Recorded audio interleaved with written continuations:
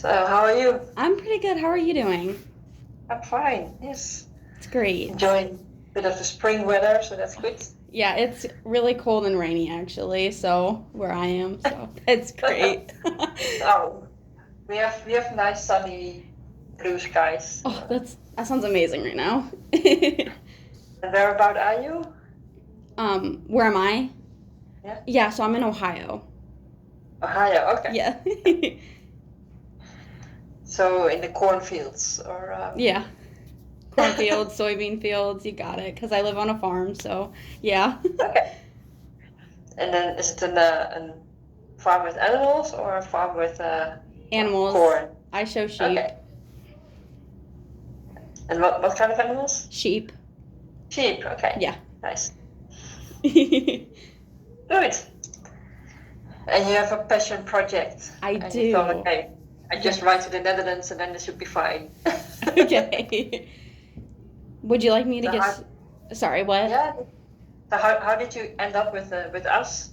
So This other. I've been researching for like a while because I want to go into genetics myself. That's always been like a really big passion of mine. And I was just like going around looking at different facilities and I found one and I was like, you know what? This sounds like something I'm really interested in. So I'm like, I'm Okay. gonna email out.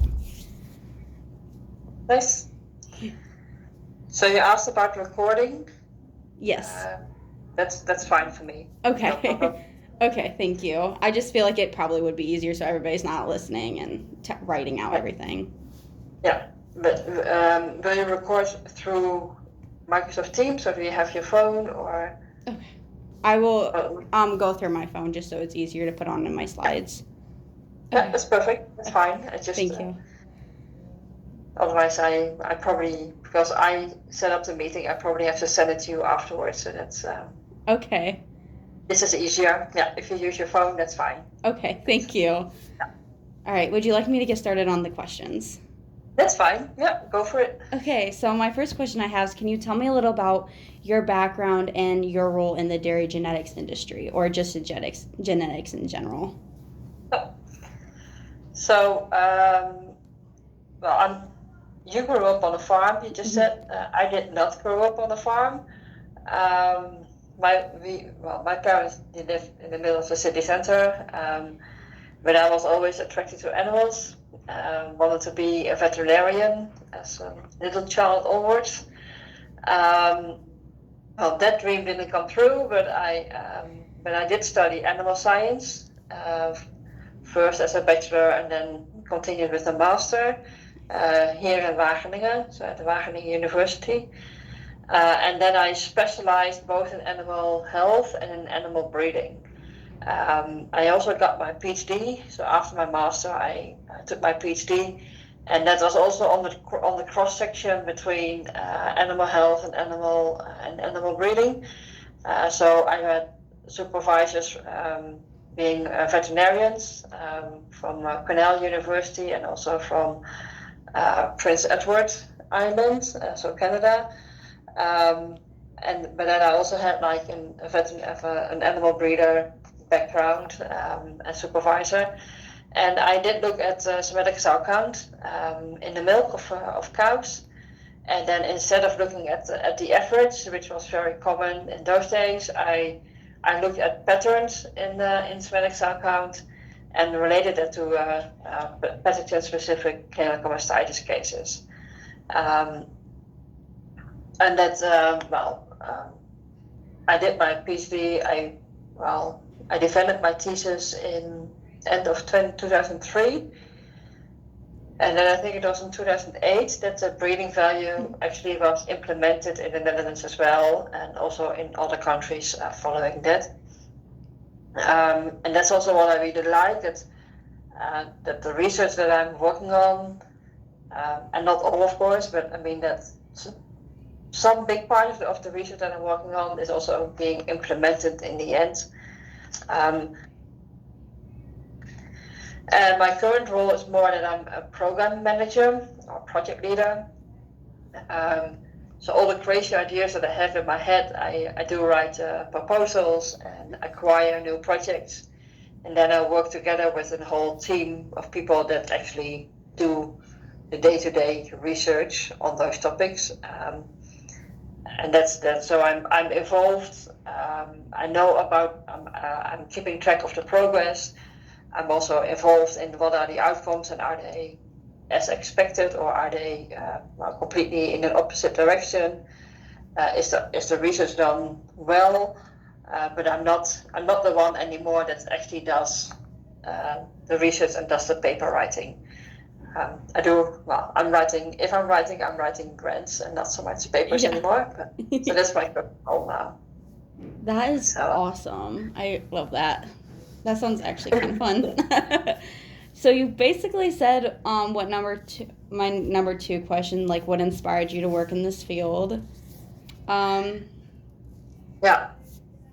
I wanted to make it better for animals, and well, not as a veterinarian because I mean that dream didn't come true, but I mean also nowadays, for me, animal breeding is really a tool to improve the next generation of animals.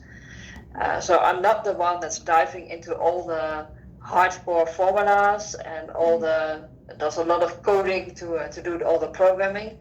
That's not me, but I'm more focusing on what traits can we record on animals, what new traits should we record on animals, what data is already collected but we don't use it to its full potential at least. So I'm more on the phenotyping side, and I mean, if you know, for breeding, you both need the phenotyping and the traits and the information of the individual animal, but you just as well need all the genetic and the genotypic information on the pedigree and on all the genotypes and all the important formulas that are important, that are of big strength there. But so I'm more on the phenotyping side. So lovely. Okay, so number three, how can genetics play a role in improving disease resistance in dairy cattle?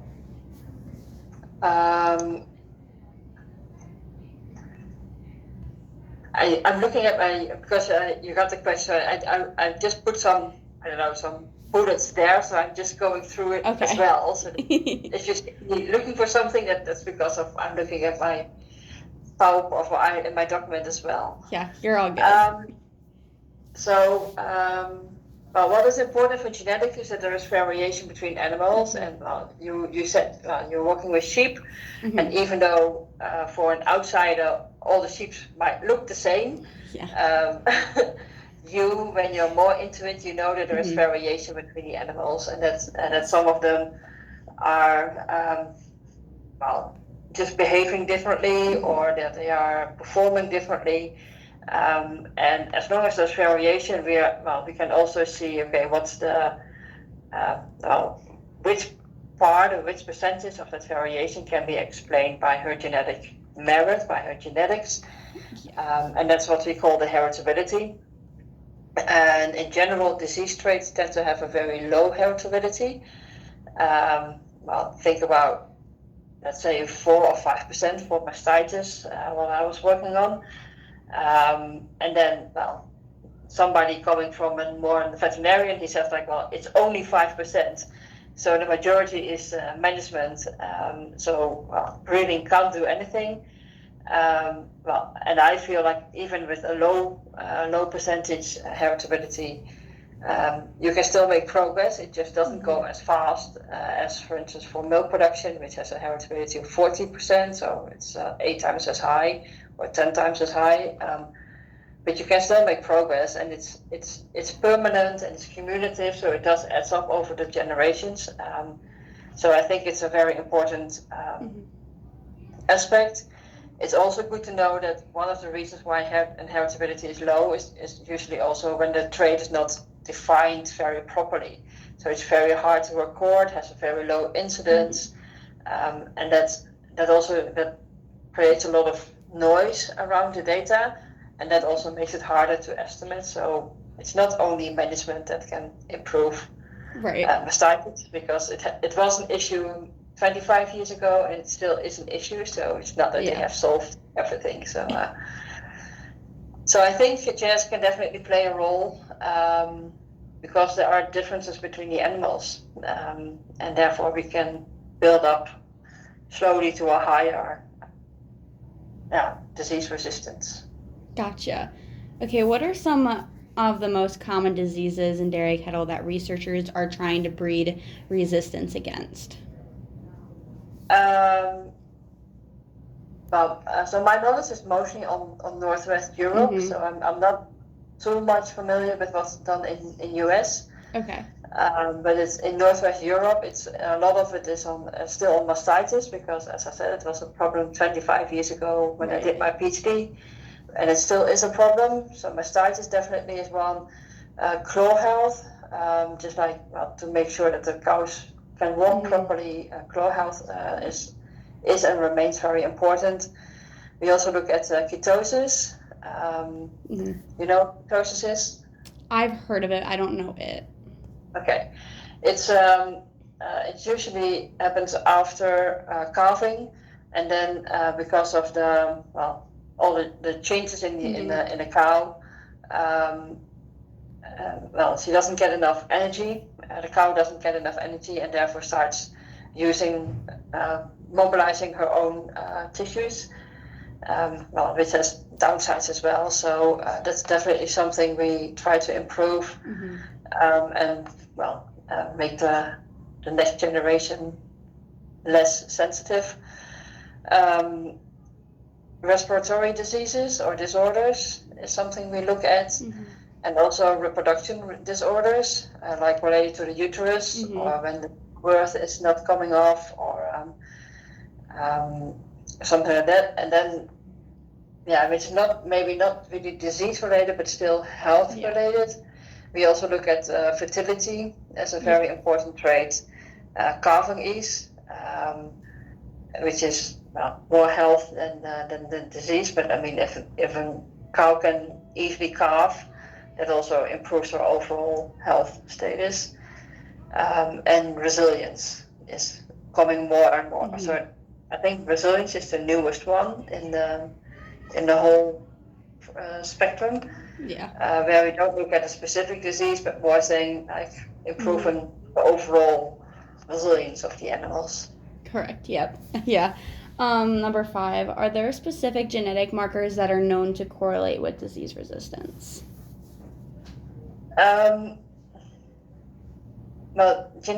Disease resistance is a very generic and multifactorial, and it is multifactorial. So there's not only one factor that determines if a cow has a high or a low incidence or resistance. And therefore it's also very hard to just pinpoint one marker, saying, okay, if the cow has this marker, then she will be very resilient or very resistant, and if she's not, then she will not. Of course, there are like certain disorders that are really like some of them are even lethal, that are really on just like a chromosomic change, and then of course there's a marker, but that's usually that's also not something to breed for, because that's not hereditary. It's more like a yes or no. It's more like a genetic mistake rather than a real disease, so to say. Right. So no, the short answer is no. But it has more to do with that's multifactorial. Gotcha. Okay, is there any kind of research that is currently being done to improve disease resistance? Well, I just mentioned resilience, and I think resilience is the area to go to. It's just like it's on a bit of a higher level, and it covers more than only specific diseases, but it does with all the climate change that's going on. Even though, in the US it seems to be a bit less, but everything else it is. But it's no, so it's not a specific disease, what I'm aware of, but there's a huge focus on resilience in order to improve or increase the level of resilience, so that animals are more or less vulnerable to changes because of heat waves or change in feed or a pathogen that comes along or transport or whatever. So it's more on that area. Okay. How has like technology changed the way we approach like cattle or and animals in general in health? I think there are two ways because, well, in your brackets you mentioned genomic testing and CRISPR. Yeah. In the Netherlands and in Europe, most of Europe, we don't use CRISPR. We Gotcha. don't use CRISPR-Cas because we're not allowed by the European law. There is a very known professor in the US by UC Davis, Alison van Eenennaam, and she's really into this. So if you really have more questions on CRISPR-Cas, I would suggest her to contact her. Okay. I can put the name in the chat. Alison van Eenennaam. She's at UC Davis. So I can't say much about CRISPR. Genomic testing has made a huge impact on how we approach cattle breeding overall, but also opened up opportunities to go for new diseases. The thing with animal breeding is that it is the bright thing of animal breeding is that you make continuous progress and it's cumulative, it's permanent. The downside of animal breeding is that you need information of many individual animals. The genomic testing has released that requirement a little bit. So it's now you still need individual animals and you still need the information, but the size of the data collection can be reduced or can be more targeted as well. And I think that has opened up many opportunities. So that's a good thing. Another way of technology that we use in breeding a lot is the use of sensors or cameras to observe the animal.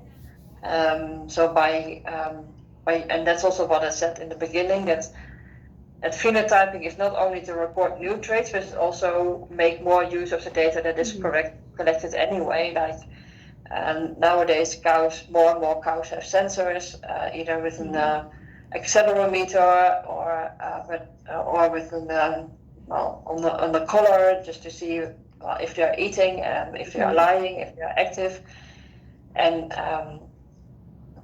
and for research we also look at cameras and observe the animals, like how do they walk, what's the hierarchy in a group, which cows are always first to eat, which cows are always last to eat, etc. So that's a whole new wealth of data that's coming out.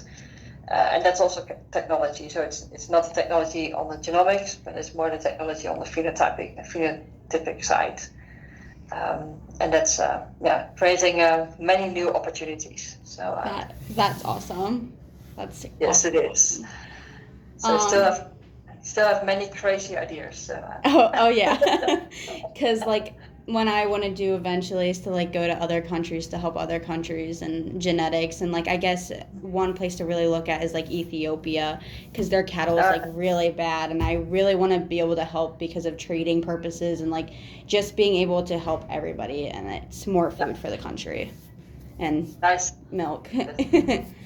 That's a very I think it's a very beautiful admiration and target to go through. So yeah, that's good. Nice. I know it's gonna be difficult, but I'm gonna get there one day. One day. First step. Yep. Can you describe a recent breakthrough or innovation in this field that you find exciting? It's not related to disease, but I am very proud of having the whole breeding program in place around breeding for low methane emitting cows, I would say. It was back in 2008 that I acquired my first project on like does breeding play a role in lowering the methane emission of cattle? And then it was a very small project, and it was the very first one. So, I mean, there was still a lot to learn. And, well, this month, actually, the beginning of this month, we launched a breeding value for methane in the Netherlands. So now all the cows and all the bulls in the Netherlands, they have a breeding value of whether they have a genetic merit for to be a high or a low emitter. And again, it's a slow process. I mean, it will be slow steps, but it's permanent, it's cumulative, so it will add up and it will really help meeting the targets. And I can say I was really at the start of this innovation in the Netherlands, in Northwest Europe, and that's something I'm very proud of. So it's not disease related. That's a bit too long ago, but like methane is a big thing right now. So that's still really nice. How do you balance genetic improvement with animal welfare and ethical considerations? Yeah, I saw that question. I find it a hard one. To answer. I think it's good to realize that selecting animals is something we are doing for ages already. It's also in the whole process of like domestication. We have selecting animals which fits best, and that's something we do now. We still do, so it's not that we are really adapting. That we are very fastly adapting animals. So I don't. Yeah, for me, I don't really see the ethical issues. With regard to animal welfare, I think it is important to not focus only on one trait. So it's always important to have like a whole spectrum of traits, and make sure that you don't have or these minimal negative effects of on other traits. So I mean, we can breed for milk production, go full for milk production only, but then I mean the cows, they won't be fertile, they have many diseases, so it doesn't add up to the total anyway. So I think also for that it's very important just to keep like the scope very broad, and and just make sure that you take it all into account and not go very targeted in only one direction. But I do find that a difficult question to answer. So okay, gotcha. What role do farmers play in implementing genetic strategies for disease resistance? I think they play a major role because in the end they choose the bulls. If you go to dairy cattle at least, or the rams if you go to sheep. They choose the bulls to breed with.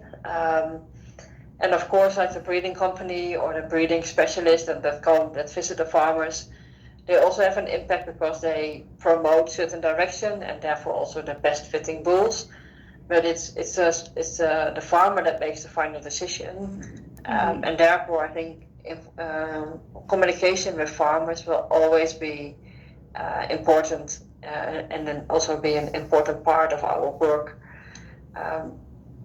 I think yearly I go at least to two or sometimes even three farmer meetings where I present what we are doing, but also hear what their concerns are, but also what their needs are, what their wishes are, and just communicate and keep telling what we're doing, why we're doing it, and listening to their concerns and their ideas. I think that's a major part of our work. But without the farmers, we won't make any progress. That is very true. Yeah. So, what skills or knowledge would you recommend a student gain if they want to pursue a career in dairy genetics research, or just in genetics in general? They or you? Everyone, especially me. Yeah. Okay. The first thing I wrote down, the first bullet is that have a feel for the agricultural sector, and then you coming from a farm, that's a huge a huge stepping stone already. I didn't come from a farm, so I really had to learn a lot about that as well. But for you, it's probably a bit more natural. What's already been discussed at the dinner table, etc. So, but hearing like what are the issues that the farmers or the dairy farmers are dealing with, and be open-minded to that. That's one thing, and I think the other thing is also to have like the technical knowledge of genetics. Iowa has a huge animal genetics department at the university. There's in Guelph, Canada, there's a huge department there as well. Even around you there are big groups already, which are also able just to teach the correct courses to get you the technical background. And you said that you're already planning it, but I think going abroad and learning from other organizations or other standpoints, other way of thinking, other approaches, can be in the Netherlands, in Wageningen, or in Europe. It can also be within US at different universities.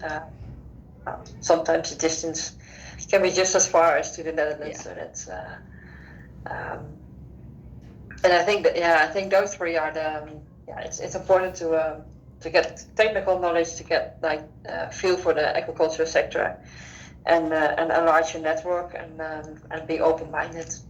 Yeah, so definitely gonna try to study abroad. Like I have the opportunity to go to Dublin and Ireland and go and visit the small ruminants. So I'm really excited to do that one. Nice. Are there opportunities for students like me to get involved in research or internships while in college? In Wageningen we definitely have internships, and also people coming over for an internship. We don't pay you, and we don't pay for accommodation either. So it's something you will probably have to accommodate yourself. And I know there are more universities in Northwest Europe that really encourage people to come over for an internship and be involved in the research. Of course, you don't have to pay for your supervisor. I mean, it's not that much. It's not that bad, but you have to pay for your own accommodation. And maybe college fee if you want to follow some courses or not. So that's but it's not uncommon to go abroad. I mean, when I did my master, I went abroad to two different. So once I went to Sweden for half a year for an internship, and I also went to Scotland for half a year. So it's not uncommon to do, and it's very, very much welcomed. So. Thank you so much. I don't have any more questions. No, you went through all of them. I did. But my answers didn't come up with new questions either, or. Nope. Is there any other comments you would like to point out? No, I'm just curious. I mean, you asked me to introduce myself, but who are you? And except you're coming from the farm, but I mean, you're doing this for what kind of project is this? So in my English class, since I'm a senior this year, we get to decide of what we want to learn about. And I'm just I want to go in genetics, so I'm going to kind of see what they have to offer in genetics. And then I came across disease resistance, and I'm like, I know we have a lot of issues with disease, even around here, because I have sheep, we've had sore mouth, we've had pink eye. What are ways that I could do to help my own sheep be 10 times better? And again, I also want to do it for traveling purposes, so I can learn and possibly go to Ethiopia, Uganda, etc. Nice. So you're about to choose a university, or is it you're at high school? Is that where you are, or? Yeah. So I'm actually in high school. I'm going to be going to The Ohio State University coming this fall, and I'm really excited to. And I'm going to go into animal science, get my bachelor's, and see if I'm going to go further and get my master's in genetics. Yeah. Okay. Nice. Good luck Thank you so much. and enjoy. Yes, you too. Thank you. Thank you. And well, maybe I'll see an email from you coming around one day to ask for an internship. So that's Ooh. Yeah, say I definitely came around. I was like, I really want to go here. And I was telling my parents about it and I was like really excited. And I'm like, look what I just found. And they're like, oh, okay. So I definitely have an idea of going there actually. Okay. Good. Yes. Take care with everything you're planning. And well, if you have any other follow-up questions, you have my email address now. Okay. So don't hesitate to contact me. Okay, thank you so much. Okay. Bye. Thank you. Bye. Bye.